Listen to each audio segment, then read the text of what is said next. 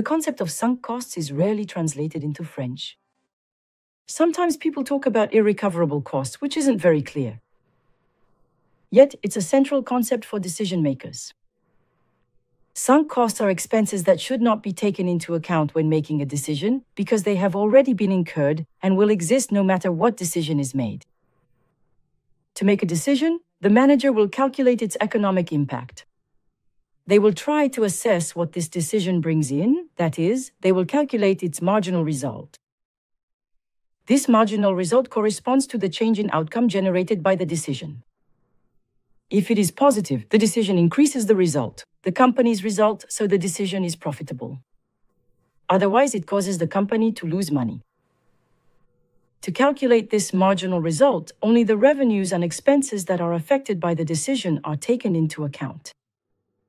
The expenses generated by this decision allow us to calculate a relevant cost. And those that are not impacted by the decision are considered sunk costs. Let's take an example. To get to the train station, I can either take the tram or use a self-service bike. I will calculate the relevant cost of each of these options, knowing that I do not have a public transport pass and that if I take the tram, I will pay €1.90 for my ticket, which will be valid for 1 hour. To get to the train station, a tram ride will take 7 minutes. Furthermore, I have a bike subscription that costs me €31 for a year and allows me to use the bike for 45 minutes without any additional cost. But the next 30 minutes will cost me 5 cents, the following 30 minutes 10 cents, and so on. To get to the train station by bike, it takes me less than 10 minutes.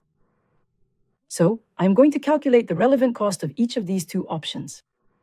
The relevant cost of the tramway option corresponds to the cost of the ticket I bought and used, which is €1.90. Even though the trip only lasted 7 minutes and the ticket is valid for an hour, the relevant cost of the bike option is 0. Some people might think that a portion of the subscription cost should be taken into account. Well, no, the cost of the subscription is a sunk cost.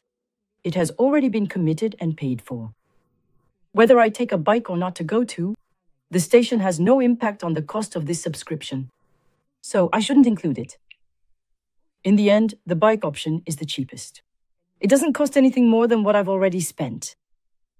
One might think that including sunk costs isn't a big deal and that, on the contrary, it's actually good because it's cautious. However, that's not true. By overestimating costs, you can make bad decisions and choose a more expensive option without realizing it. What matters is the timing of the expense. You always have to put the decision back into its time context. That doesn't mean you shouldn't, after the fact, calculate whether the subscription was worthwhile over the past year. The concept of sunk cost is crucial for assessing the financial impact of a decision. It highlights that there is no such thing as a cost that would be a Swiss Army knife, calculated once and for all and useful for everything.